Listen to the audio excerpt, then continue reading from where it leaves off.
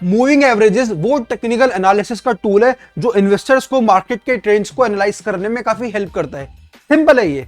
Moving averages मतलब कि overall एक स्टॉक का या एक कमोडिटी का, एक सिक्योरिटी का ओवरऑल एवरेज प्राइस क्या रहा है एक स्पेसिफिक पीरियड ऑफ टाइम में। वो पीरियड ऑफ टाइम कुछ भी हो सकता है, 50 दिन, 100 दिन, 200 दिन, या फिर कोई न्यूज आने के बाद कि इस न्यूज आने के बाद क्या आज तक क्या इंपैक्ट आया है। तो वो आप टाइम चूज करोगे एंड आप उसमें एक एवरेज प्राइस देख सकते हो। अब जब आप इन सारी एवरेजेस को एक चार्ट पे प्लॉट करते हो, आपको पता लग जाएगा कि जो स्टॉक का ट्रेंड है वो अपवर्ड ट्रेंड है या डाउनवर्ड ट्रेंड है। सिंपल है। अगर जो स्टॉक का करंट प्राइस है वो मूविंग एवरेज से ऊपर है, मतलब वो स्टॉक बुलिश है।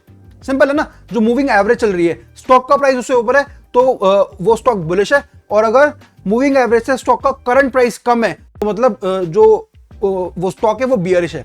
ये सिंपल है। नाउ इसके अंदर एक स्ट्रैटेजी होती है मूविंग एवरेजेस के अंदर जिसकी दो साइड से मेन, तो एक गोल्डन क्रॉस, एक डेड क्रॉस।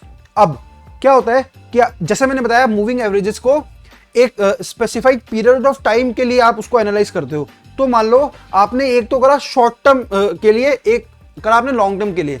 तो अगर आपकी शॉर्ट टर्म की मूविंग एवरेज लॉन्ग टर्म की मूविंग एवरेज को क्रॉस करती है, मतलब शॉर्ट टर्म की जो मूविंग एवरेज की लाइन है वो लॉन्ग टर्म से ज्यादा है, इसका मतलब वो ओवरऑल जो स्टॉक का ट्रेंड है, अगर हम लॉन्ग टर्म में देखें तो जो स्टॉक का ट्रेंड है वो बड़ा बुलिश है।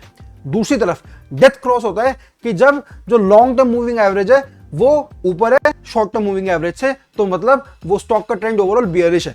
तो आपको एक स्टॉक का ट्रेंड पता लग गया, मार्केट का ट्रेंड आप इस तरीके से पता लगा सकते हो एंड आपको ओवरऑल पता लग गया कि ये बुलिश है या बियरिश है। एंड उसके हिसाब से आप अपनी स्ट्रैटेजी बना सकते हो कि आपको कॉल लेना है, आपको पुट लेना है।